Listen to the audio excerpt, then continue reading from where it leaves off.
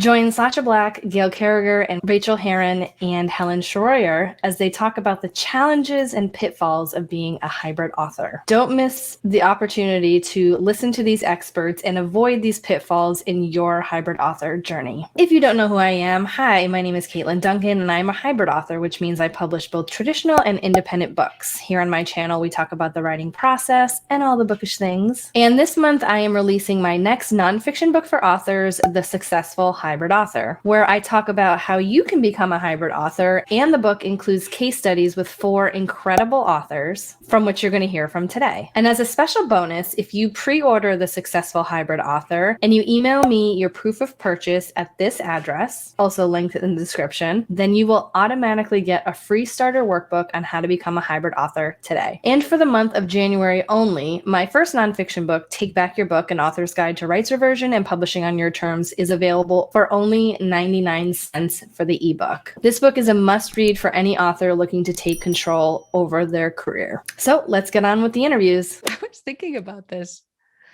I don't see any pitfalls with being a hybrid author. I really feel like it's just such an awesome place to be. And since you know me from the podcast world, you know that I have been really backing away from traditional publishing.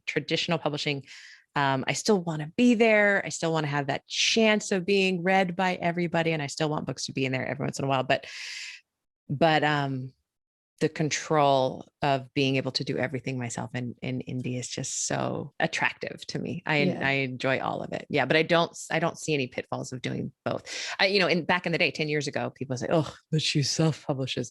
Nobody says that anymore, because even the big 4, the big 5, no, oh God, no, she self-publishes. That means she knows how to do it. That means she's making money over there. We're never going to get her. Yeah. But there is still crossover happening. I cannot name names, but I know somebody, a friend of mine, who last week made a healthy 7-figure deal because of her indie books. They came to her and they offered her so much money she could not refuse. And I was like, yes, that is the way to be hybrid right there. That's the dream. Yeah. So I'm not sure that I have had any disadvantages in the way that I've done it, but I think that's because of the way that I've done it. So I've learned so much. Like, for example, I think authors can get swept up in the offers and not push the publishers, because they always lowball to start with what they're willing to pay. And one thing I learned is that they like to wrap up different sub-rights, so like ebook, paperback and audio, whereas the agent split those rights out and I got payments for different parts of those sub-rights. And I think so that can be a disadvantage in that if you don't know what you don't know, you can end up selling rights that you could have got more money for, if that makes sense.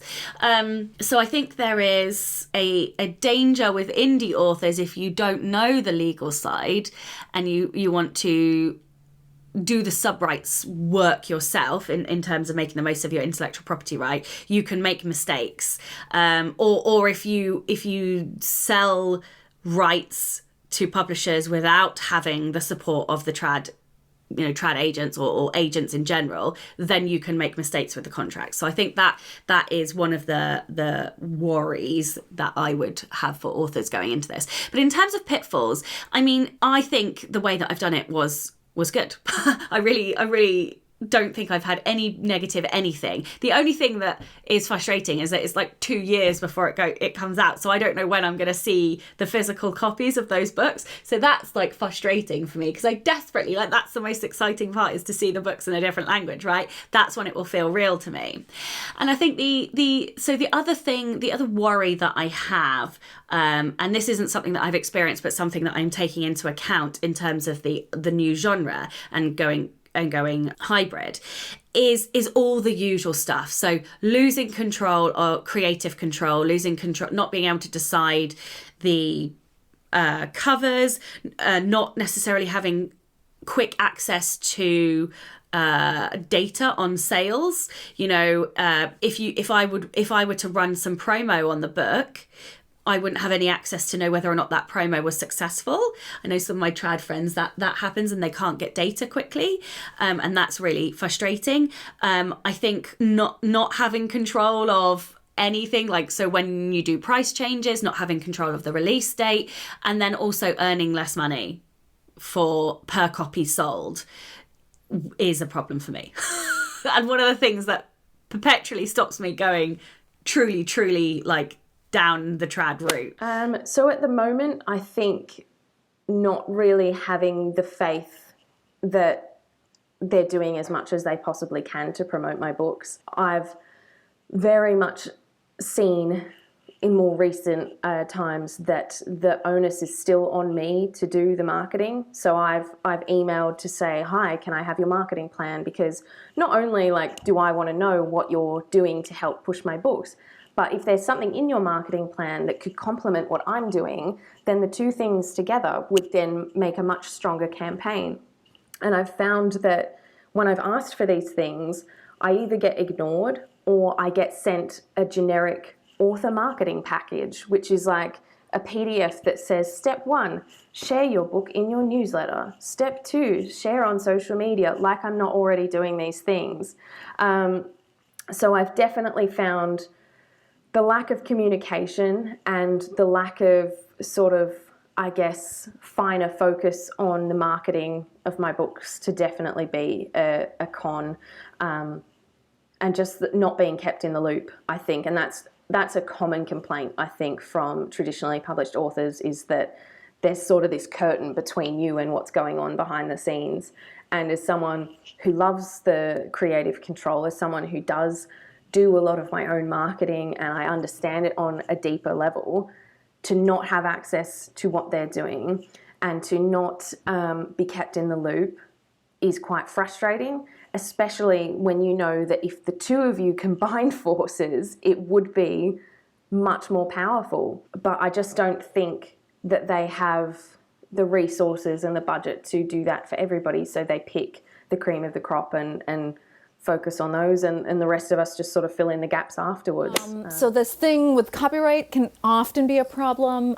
If you are hybrid, especially if you're coming out of trad, going into self-publishing, you have to file for copyright. I would say, there's no absolutes. You don't have to if you don't want to, of course, but I would highly recommend filing for copyright on everything you can, so novella length and longer, the moment a book comes out.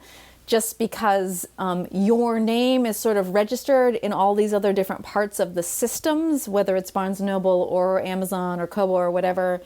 And so they're like, wait, who is Gail Carriger? Why is she showing up like for Hachette, but also for herself, but also blah, blah, blah.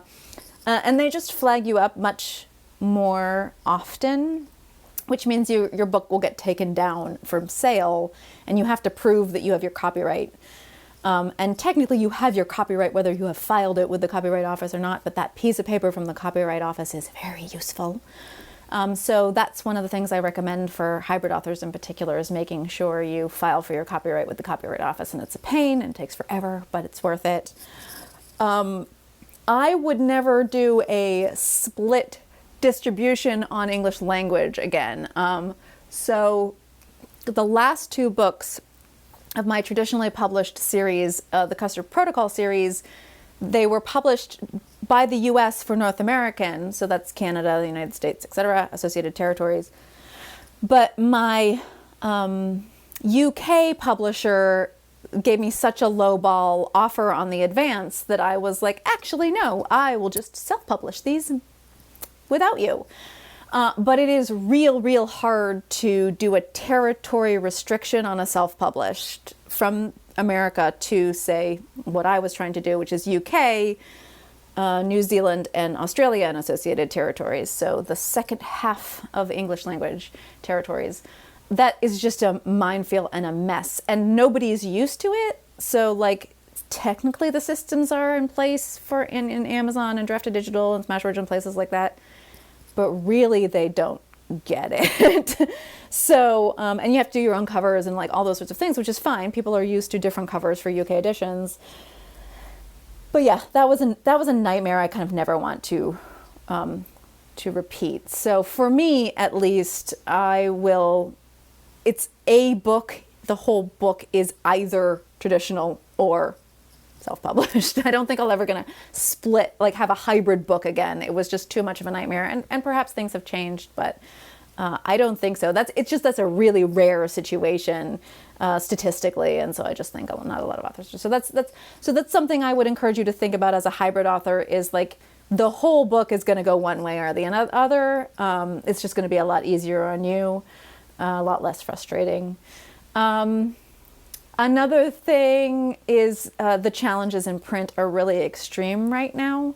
I've taken the time to train my consumers, so my reader base, over the past 3 to 5 years, that the print editions in and of themselves are luxury goods. So I've been very open that it is incredibly frustrating to deal with Ingram. It's really, really frustrating to deal with the print side of the publishing industry as an independent author, much more expensive and much more frustrating than as a traditionally published author.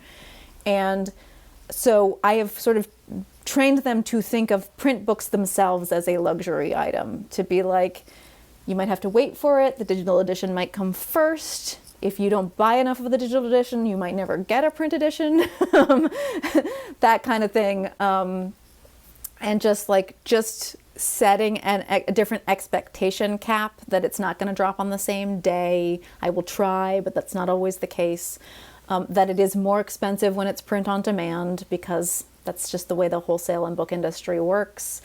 And that it is a favor I am doing to them. And I have talked about, like the tantrums and days of writing that I lose trying to upload the print editions and stuff, so that they realize it is really a hassle. So that's been a slow process, but they're coming around to that, because most of my super fans, at least, come out of trad, and so they have different sets of expectations. But so that they've kind of been on this self-publishing journey with me, and now they all kind of know what's going on.